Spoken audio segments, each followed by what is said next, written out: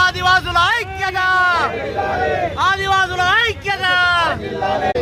సాధిద్దాం కొమరం భీమ్ గారి ఆశయాలను, సాధిద్దాం కొమరం భీమ్ గారి ఆశయాలను.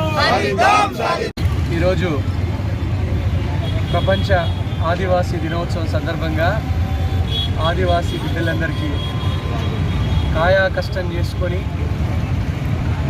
నిరంతరం నిజాయితీగా బతికేటువంటి ఆదివాసీ బిడ్డలందరికీ కూడా ఆదివాసీ దినోత్సవ శుభాకాంక్షలు.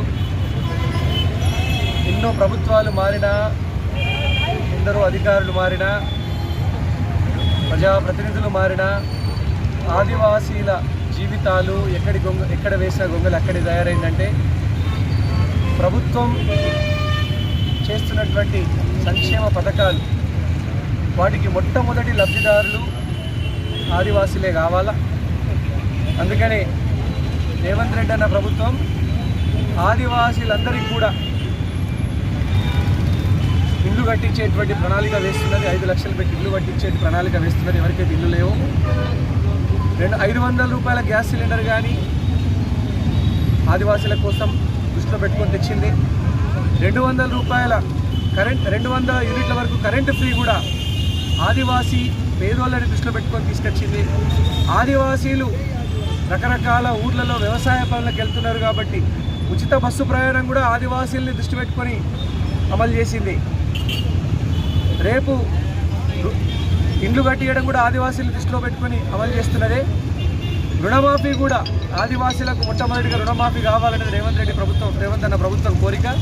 ఇలాంటి అనేక పోడు భూములకు పట్టాలు ఇవ్వడం కూడా రేవంత్ రెడ్డి అన్న దాని మీద అద్భుతంగా ఆలోచన చేస్తూ ఉన్నారు. సో ఇవన్నీ ఏ జల్ జంగల్ జమీన్ కోసమైతే కొమరం భీమ్ గారు, రెడ్మరాంబు గారు, కొమరం సూరు గారు పోరాడినరో వారి ఆశయాలకు అనుగుణంగా ఆదివాసీల జీవితాల్లో గొప్ప మార్పుని తీసుకురావాలన్నటువంటి ఒక గొప్ప లక్ష్యంతో మేము పనిచేస్తూ ఉన్నాం. అది రేవంత్ రెడ్డి గారి నాయకత్వంలో కాంగ్రెస్ ప్రభుత్వం ఆదివాసీల అభివృద్ధి కోసం కట్టుబడి ఉన్నది. మరింత ఆదివాసీల జీవితాల్లో వెలుగులు నింపుతుందని ఈ సందర్భంగా తెలియజేస్తూ ఉన్నాం. ఆదివాసీలందరికీ కూడా బాగా చదువుకోవాలి, ఆదివాసీలందరూ కూడా ప్రభుత్వ ఉద్యోగాల్ని సాధించాలి, ఆదివాసీలందరూ కూడా మంచి మంచి స్థాయిలలో ఉండాలి. చదువు ఒక్కటే మనల్ని మార్చేటువంటి ఒక గొప్ప అదృష్ట రేఖ. ప్రతి ఒక్క ఆదివాసీ బిడ్డ గొప్పగా చదువుకోవాలని మనస్ఫూర్తిగా కోరుతా ఉన్నా. వారికి సంబంధించినటువంటి ఏ సహకారమైన అందించడానికి కాంగ్రెస్ ప్రభుత్వం సిద్ధంగా ఉన్నదని ఈ సందర్భంగా తెలియజేస్తా ఉన్నాను. జై ఆదివాసీ, జై ఆదివాసీ, జై ఆదివాసీ, జై ఆదివాసీ.